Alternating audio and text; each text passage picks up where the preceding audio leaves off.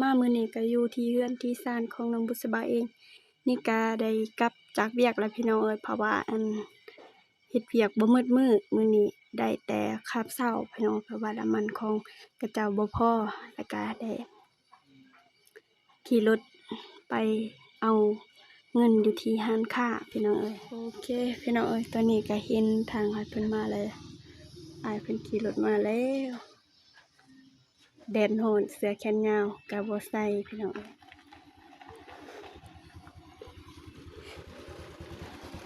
มาแล้วขึ้นมาเลย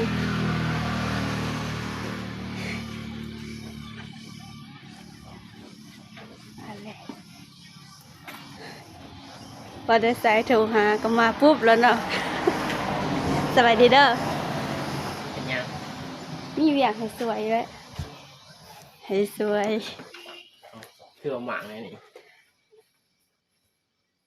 บ่ได้มากซื้อมาใหม่ประกอบบ่เป็น คิดเอาหมาก ก็เลยว่าให้มาสวยให้นะ มาประกอบให้แน่สิไปใส่บ่ได้เห็นถ่ายคลิปหลายมื้อ โอ้ยรถเท่ ได้แล้วบ่นี่ ก็บ่ได้แน่บ่ทันมีเงินออกทางไกลบ่ไหล อยู่ได้แต่แถวนี้บ่ เดี๋ยวมันไปไหนแต่แค่นี้แต่ว่าแลนแบบมันโดนเทื่อแลนน่ะได้อยู่ อ๋อ ว่าสิแลนเรื่อยๆมันบ่ได้มันจักมัน อาการมันสาหัสแห้งบ่เป็นจังได๋โลด มันดังนะก็สิแลนไปเลยแลนได้อยู่แต่ว่าย่านอันนั้น มันดังอยู่ในจักรบ่หรือว่าอยู่ไสมันดัง มันดังอยู่ในจักมัน โอ้ ก็สิแลนไปเลยให้ย่านมันมันยังวะมันสีเพลายตื่นนะ โดย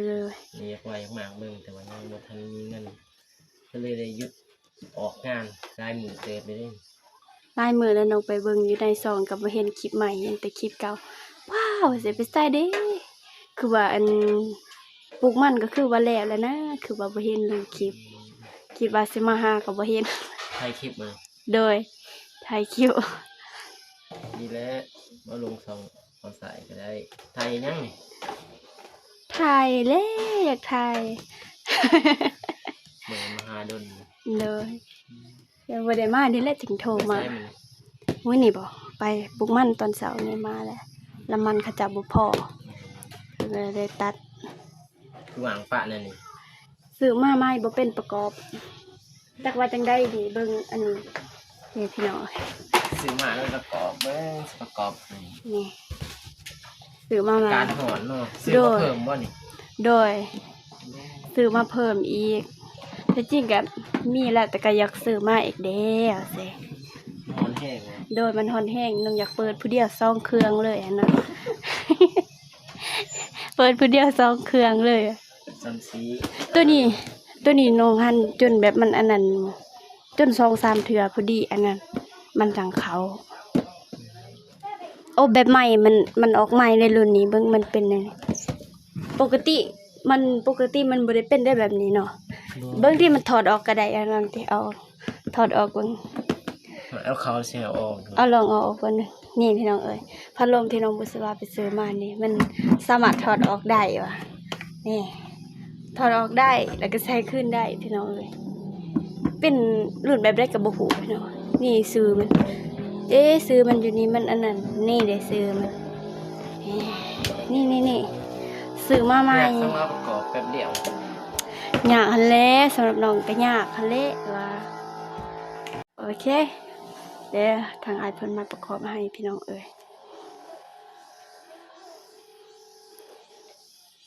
ซื้อนี่ เท่าไหร่ 350,000เพิ่นได้ แห้งนอกอยู่นี่ โดยมันเป็นรุ่นของไทยเขาว่าของไทยเป็นรุ่นแบบนี้350,000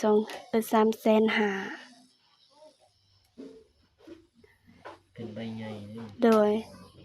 ซื้อมาแล้วประกอบจังได๋ก็บ่เข้าได้ว่าเขาใส่แบบคือเขาประกอบแล้วอยู่ในห้านแต่เฮาก็บ่เป็นก็เลยว่า อันนั้นเอาแต่สัดส่วนมันมาให้เขามางให้เพราะว่าไปมันยากได้สิถือมาให้ไปคนเดียว ซื้อใส่ ซื้ออยู่ในเมืองเพิ่นแหละอยู่ท่าแตงนี่ เพิ่นสิประกอบให้พี่น้องเอ้ยกินข้าวกินน้ำแล้วบ่ กินแล้ว กินหยังแล้วยังกิน ตรงนี้ กินต้มมีช่วงนี้ก็คืองดออกงานนอกเนาะ อืม เป็นหยังคือบ่ถ่ายคลิปงดออกทางนอกก็ถ่ายคลิปได้แต่ว่า นี่บ่เห็นแจ้งเตือนอิหยังเลย แต่ว่ายังเจ็บช่วยเวียกเลยแน่ อ๋อโด ปลู ย กมัน โดย เลยทานพอมันก็ปลูกมันเห็ดให้มันแล้วนะ อืม แล้วนี่ก็กำลังเหลือ2-3 มื้อ โดยเลยน้องโทรมา สายด่วนน่ะสิโทรขอความช่วยเหลือ ประกอบเองก็บ่เป็นมันยากเด้ก็โทรหา ร้อย ลองเปิดเบิ่งดู เปิดเบิ่งมันสิเย็นบ่ ได้ปากไปไหม ปลั๊กไฟอยู่หันบ่ถึง โอเคพี่น้องเอาปลั๊กมาลองเบิ่งเปิดเบิ่งมา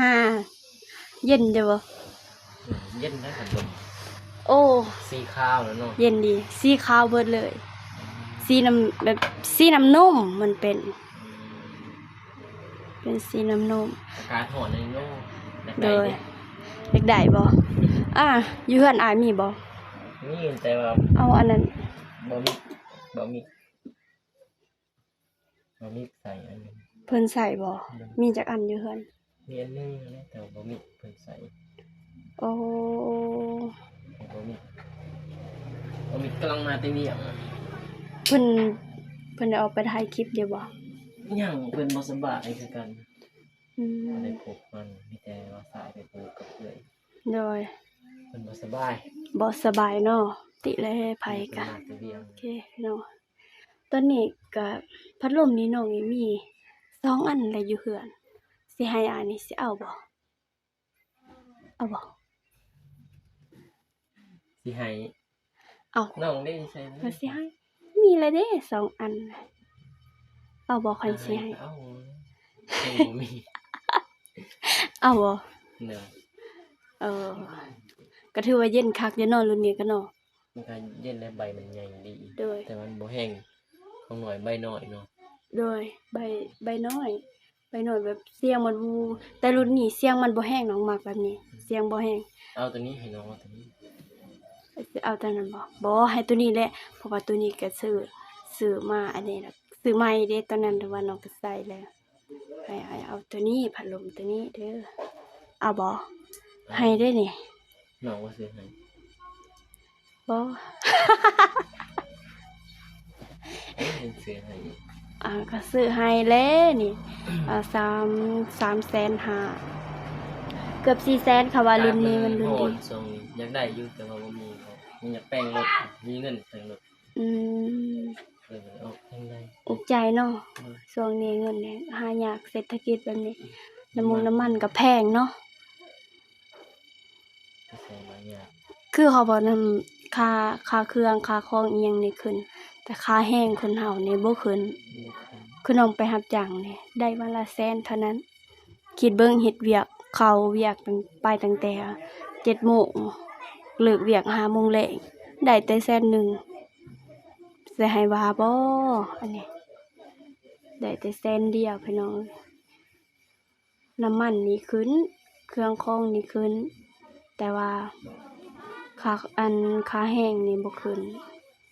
เปิดแล้วเด้มันร้อนมันน้องอยู่เฮือนอยู่เทึงนี่บ่ได้เปิดโอ้สิได้ยินอยู่บ่เสียงเว้านี่ นี่ แห้งเนาะลองของใหม่วะคักอยู่เนาะซ้ำนี่มันผู้ดีเสียงมันบ่แห้ง นอนสบายนะ โดย ยังกลางคืน กลางคืนสบาย โอ้ แม่นเลยอากาศมันร้อน ให้ริ้ว อีหลีอ้าวแท้ใด ให้มาแฝงให้หาแล้วให้เลยเป็นบ่ เอาเลยเป็นหั่นแหละ ก็ยังว่าแล้วว่าให้ แท้จริงแล้วหัน พัดลมนี้เป็นพัดลมนี้หันเป็นของผู้ใหญ่ใจบุญเพิ่น เนาะมีผู้ใหญ่ใจบุญอยู่เนาะ โดยเป็นของทางพอประยูนเพิ่นอยู่ทางฝั่งไทย เพิ่นว่าให้น้องนี่ซื้อให้อ้ายแบบบ่ต้องบอกหันนะเซอร์ไพรส์เฮ็ดคือวันเกิดมื้อนั้น เพิ่นบอกน้องว่า พอถามแล้วเพิ่นว่าเราใส่เพิ่นว่าบ่มีพัดลมให้เพิ่นก็ให้โอนเงินมา1,000 บาทนั่นนะเพิ่นโอนเงินมาแหละทางน้องก็ไปเอาแล้วก็พอดีได้ไปซื้ออันนั้นพัดลมไป350,000ว่าเพิ่นให้มาให้น้อง500ให้อาย500ให้มาทางน้องนะน้องก็ซื้อพัดลมให้อายก็350,000 เซอร์ไพรส์บ่ เสื้อไฟเลยพอดีเลย อาการมันร้อนพอดีเลยเนาะ คิดอยากได้ ว่าจะ อยู่แต่ว่าว่าแหละแต่ ได้จักเรียนน่ะเดือน เดือนนี้บ่ได้ถ่ายเลยพี่น้อง บ่ได้ลงคลิปเลยเนาะเดือนใหม่ เดือนใหม่บ่ได้ลงคลิปเลยบ่มีเรียนเลยนะ อืมเดือนใหม่ก็แม่นบ่มีคลิปเลยพี่น้อ ว่าง สิเอาไปถ่ายมื้อนี้นี่แหละ สิเอาคือบ่ไปอันเฮือนน้องน้อยน้องไม้ ก็ว่าสิไปอยู่ ไปอัปเดตเพิ่นเบิ่ง ได้ยินข่าวเพิ่นว่าสิอันนั้นแหละขึ้นเฮือนบ่ อืม ก็สิอัปเดตแต่ว่ามื้อใดก็ มื้อใดก็บ่ได้ไปเนาะ เรียกทั้งเฮือนนั่นแหละพี่น้องไปเรียกทั้งเฮือนแน่แล้วก็รถแน่ โดยโอเค เดี๋ยวน้องไปเอาน้ำมาให้กินเด้ออากาศมันร้อน เท่านั้นนี่ใส่ ไปเอาน้ำอยู่รุม สิได้ไปถึงอันนี้ บ่มีตู้ อืม สิบาทเอาน้ำกันตองอยู่รุมทางนี้เด้อไปเอาน้ำ เลยไป